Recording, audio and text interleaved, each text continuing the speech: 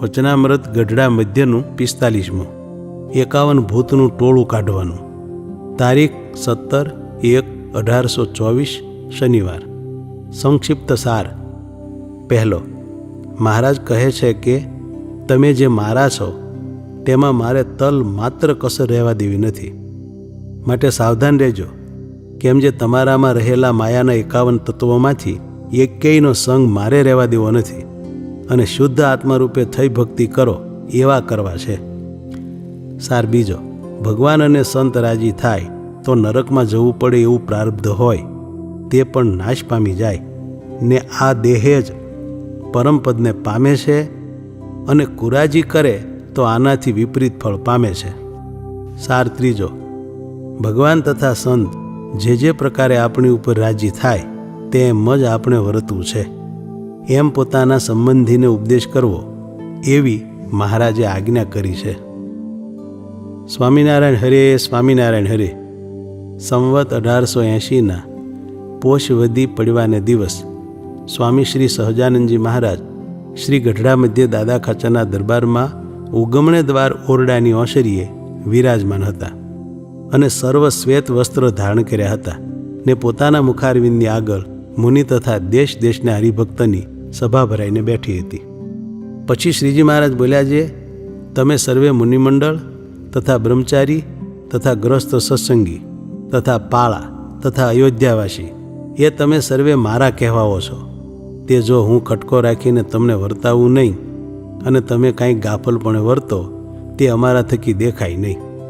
માટે જે મારા કહેવાયા છો તેમાં મારે એક તલ માત્ર કસર રહેવા દેવી નથી. માટે તમે પણ સુધા સાવધાન રહેજો. જો જરાય ગાફલાઈ રાખશો તો તમારો પગ ટકશે નહીં. અને મારે તો જે તમે ભગવાનના ભક્ત છો તેના હૃદયમાં કોઈ જાતની વાસના તથા કોઈ જાતનો અયોગ્ય સ્વભાવ તે રહેવા દેવો નથી. અને માયાના 3 ગુણ, 10 ઇન્દ્રિયો, 10 પ્રાણ, 4 અંતકરણ, પંચભૂત, પંચ વિષય અને 14 ઇન્દ્રિયોના દેવતા એમાંથી કોઈનો સંગ રહેવા દેવો નથી. ને એ સર્વે માયિક ઉપાધિ થકી રહિત સત્તા માત્ર એવો જે આત્મા તે રૂપે થઈને ભગવાનની ભક્તિ કરો એવા સર્વને કરવા છે, પણ કોઈ જાતનો માયાનો ગુણ રહેવા દેવો નથી.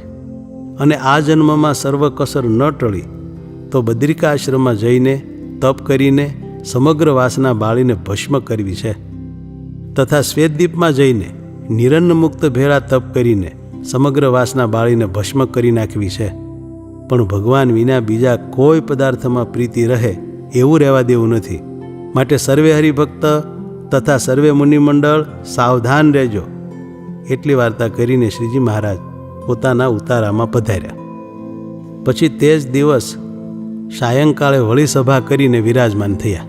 પછી આરતી થઈ રહી ત્યારે શ્રીજી મહારાજ બોલ્યા, જે સાત્વિક કર્મ કરીને દેવલોકમાં જાય છે અને રાજસ કર્મ કરીને મધ્યલોકની પ્રાપ્તિ થાય છે ને તામસ કર્મ કરીને અધોગતિને પામે છે. તેમાં કોઈ એમ આશંકા કરે છે રાજસ કર્મ કરીને મનુષ્યલોકની પ્રાપ્તિ થાય છે, ત્યારે તો સર્વ મનુષ્યને સુખ દુઃખ સરખું જોઈએ. તો એનો ઉત્તર એમ છે, જે એક રજોગુણ છે તેના દેશ કાળા દિક્કને યોગ્ય કરીને અનંત પ્રકારના ભેદ થાય છે. માટે રાજસ કર્મનો એક સરખો નિર્ધાર રહેતો નથી. એ તો જેવા દેશ કાળ સંગ અને ક્રિયાનો યોગ આવે તેવું કર્મ થાય છે. તેમાં પણ ભગવાનના ભક્ત સંત અને ભગવાનના અવતાર તે કુરાજી થાય એવું કાંઈક કર્મ થઈ જાય તો આને આ દેહે મૃત્યુલોકમાં જમપુરીના જેવું દુઃખ ભોગવે.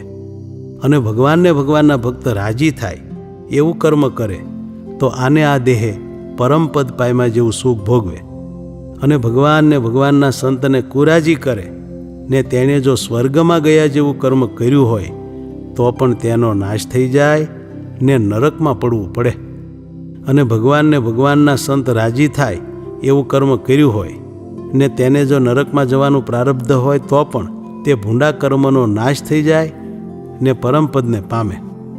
માટે જે સમજવું હોય તેને તો ભગવાનના ભક્ત રાજી થાય એમ જ વર્તવું.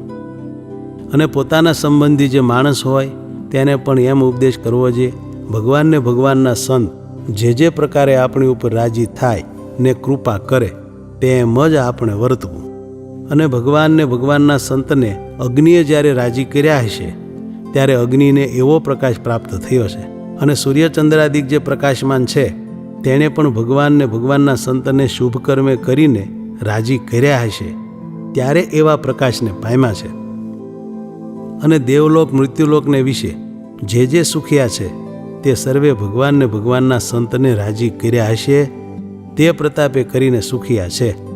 માટે જે પોતાના આત્માનું રૂડું થવાને ઈચ્છે તેને તો સદગ્રંથને વિશે કહ્યા જે સ્વધર્મ તેને વિશે રહીને ભગવાનને ભગવાનના સંત રાજી થાય એ જ ઉપાય કરવો. ઇતિ વચનામૃતમ ગઢડા મધ્યનું 45મું થયું.